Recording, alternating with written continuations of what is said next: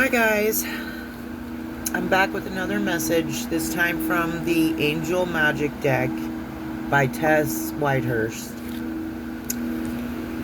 And we got number 24, Hecamaya.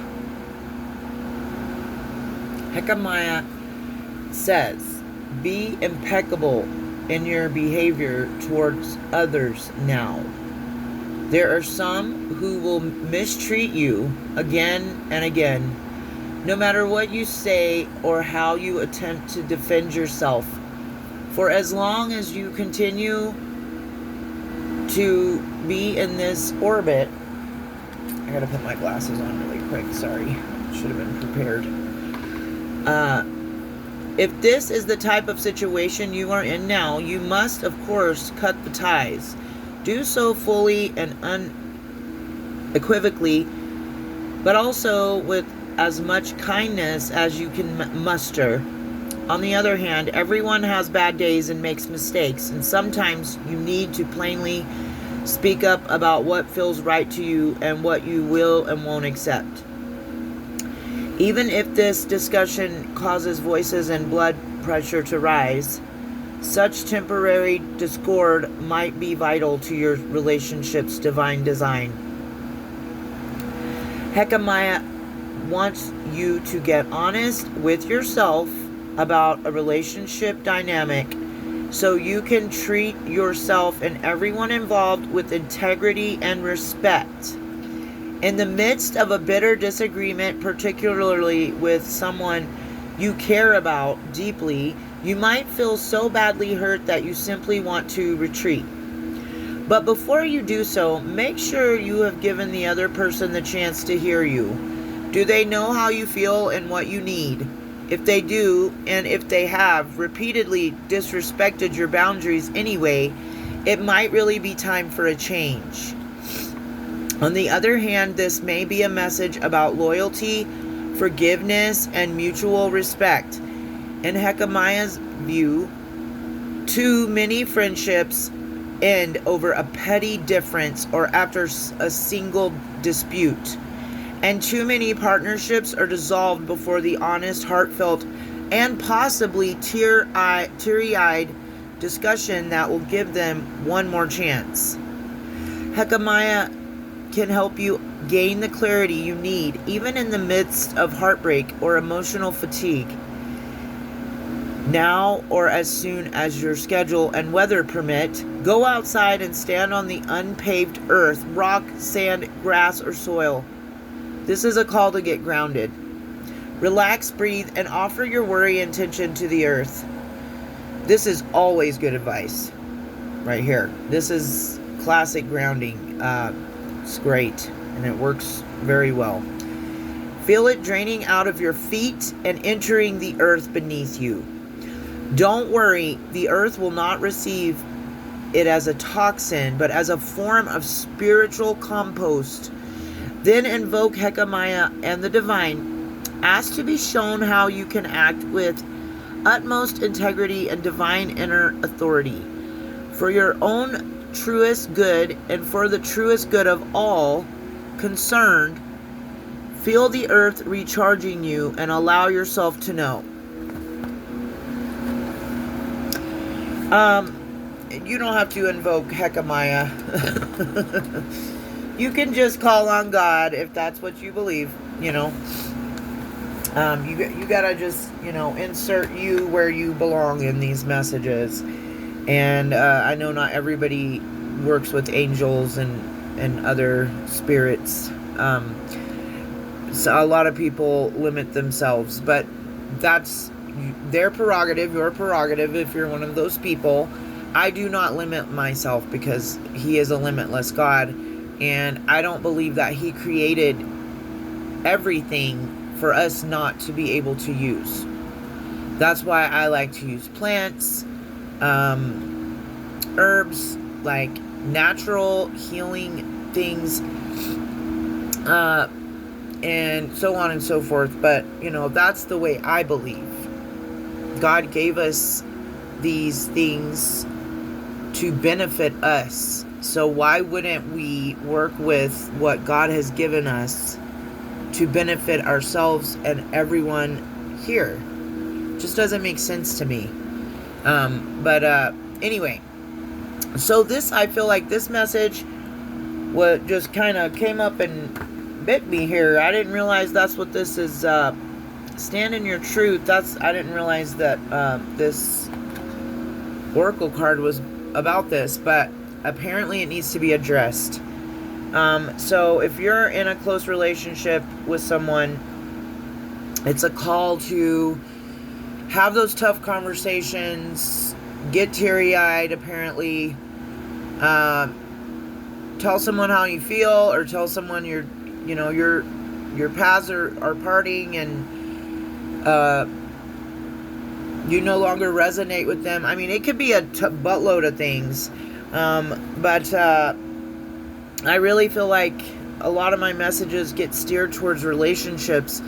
And if that's what they, God and the divine want me to talk about on here, then I'm going to do it, because I'm not choosing it. It's just coming, like a lot of stuff like this comes out in my messages.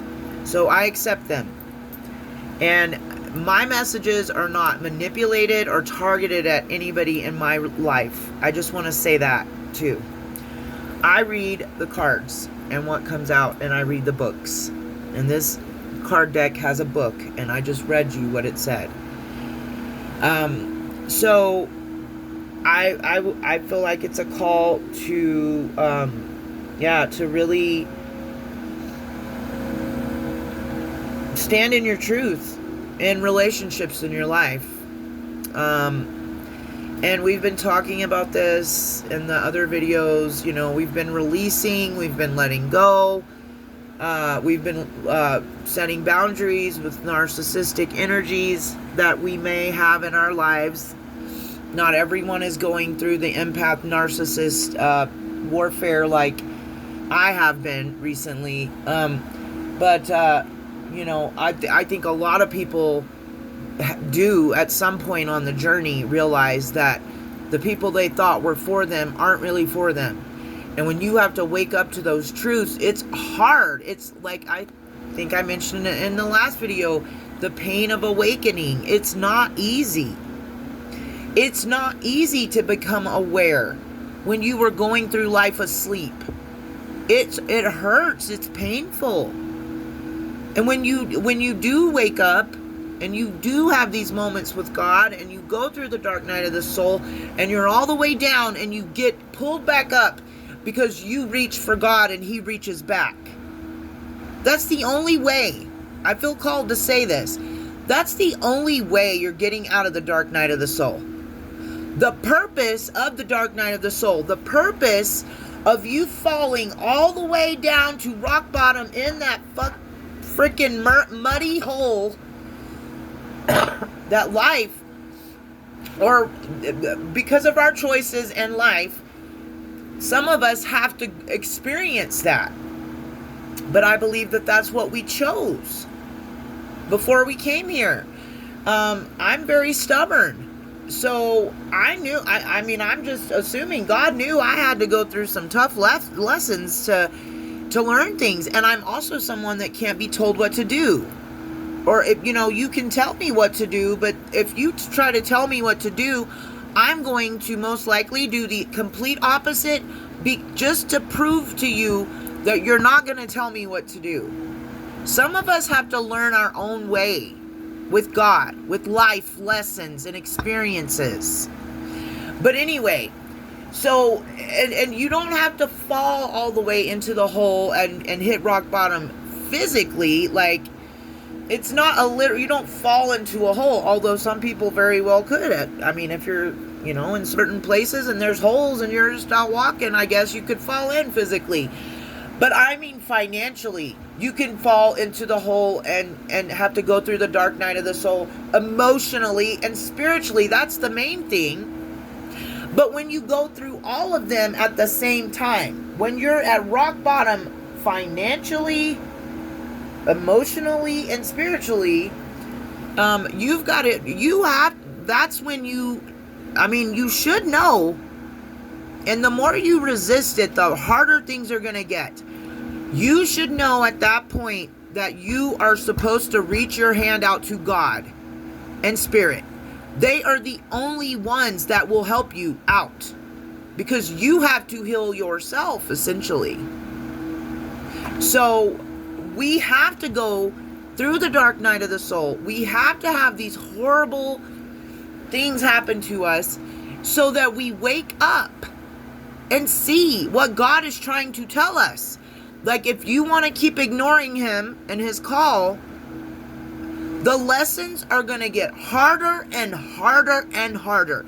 God and the divine will cause doors to close, things not to happen, like just to get your attention. Because if you're still being self-reliant, if you haven't went through an ego death, then you're still relying on yourself. You're not doing what God has for you, and you're not listening to God. Because there is no ego when you go through the dark night.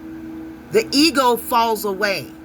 You become humbled by the divine and grateful for everything you have, even if all you have is a tent, a bottle of water, and a rock. By God, you're thankful for that rock, that bottle of water, and that tent. Okay? I hope that's understandable. Anyway, so stand in your truth today and in the future.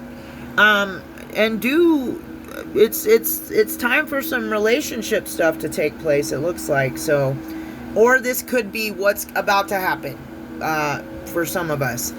And if that's true, we need to stand in our truth. Be kind, be compassionate always. Have the Christ consciousness and how you go through life and operate always, because we can never be perfect like him, but he was the only perfect one, and we must, I must follow in his footsteps to remain a good human being, at least a decent good, and like, I want to be better than decent, though, you know. So that's why I say Christ consciousness. It doesn't have to be Christ. I'm not, like I said, I'm not tearing anyone else down because of their beliefs on this platform. I believe there is value in every culture and in every religion. I see beauty and like learning about other cultures and religions, and so I'm never here judging anyone, but my roots are centered in Christ, and Christ consciousness. So anyway, I hope you have a great day, and see you next time.